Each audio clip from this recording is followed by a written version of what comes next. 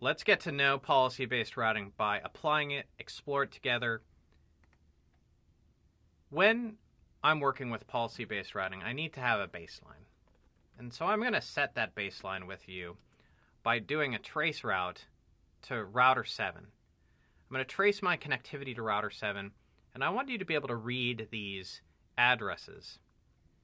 So if I'm looking at some of these addresses, let's say .3, that's showing me a next hop address of R3. And I'm coming from R1, right? I'm coming from R1.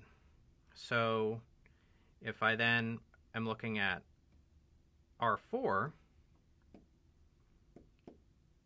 all I have to do is I look for the fourth octet of that address. And you can recognize in the topology, generally speaking, where that is. So that's our convention here so that we understand how to read it.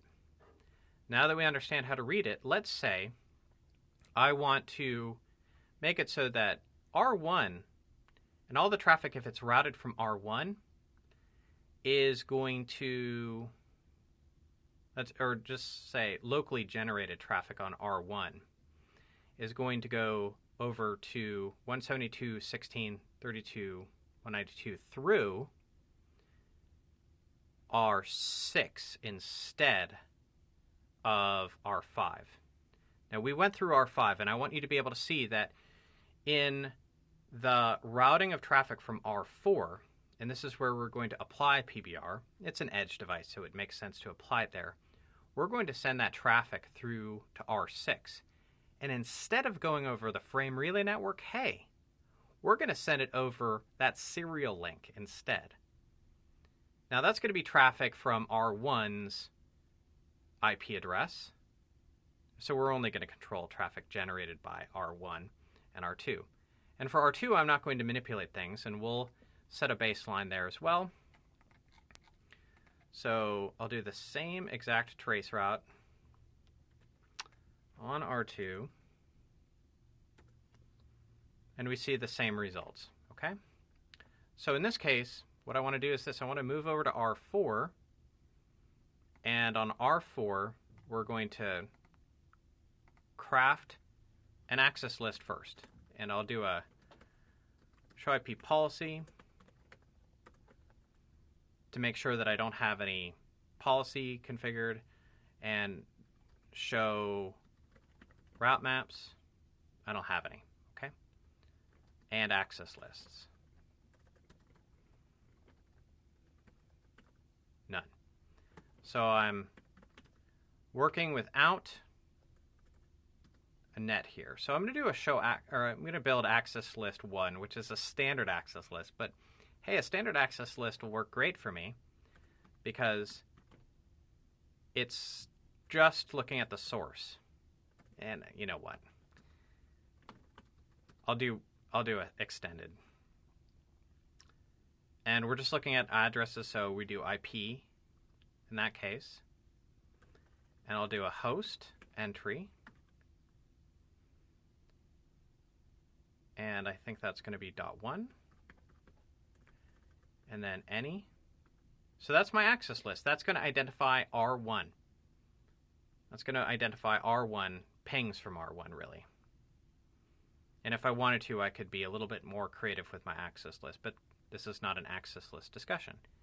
So now I'm going to build in my route map. So we'll do route map PBR, and we're going to say permit 10. If you match under a permit statement, you apply PBR. If you match under a deny, you route normally.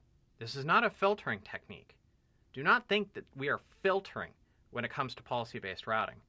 It's just overriding the routing table. So then I say match, and we have a lot of things that we can match on. I'm going to say match IP address,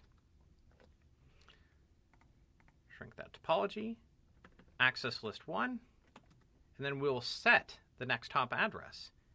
So in this case, I want to do set IP next hop, and then we have to make sure we know R6's address on the serial link. So I'm just going to do that by doing a show IP interface brief.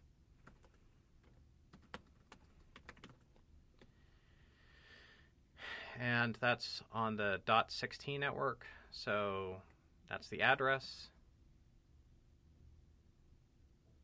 17 and 18 are on that subnet, yep. Paste it in. And then where do I apply my policy? You can see my interfaces now. If I want to apply the policy, where do I go? So I go to the receiving interface for this traffic. And then we say IP policy route map. And this is the way that I do that. I scroll up and copy and paste. Sometimes you even copy the hyphenated route map. But I don't want to goof this up. So I'm going to say IP policy route map, enter. There's no inbound option. Now we get to test this. We get to validate our configuration. And so what we want to see is traffic that is going through R6. Cross your fingers. Let's make sure this is working for us. So the trace route confirms we're going through the .18 IP address. Then through, I would expect .10. Yep, .10. And then we get there. So we took a very different pathway, but is this only affecting R1's traffic? Let's go to R2, and I don't want to affect R2. My policy is intentional that we only modify R1. So we didn't have really any effect on R2, but we had a profound effect on R1's traffic. And usually we're going to match based on things like LAN subnets that would exist over here. So bear that in mind. A lot of times we're matching based on a source subnet. Let's validate everything that we can. Starting with show IP policy, we can see that we've got a policy on gigabit 2/0. Do a show route map. And we want to find matched packets. Remember that show route map validates that you are getting matched packets. I did the trace route. We confirmed it was working. This is a successful implementation of policy-based routing.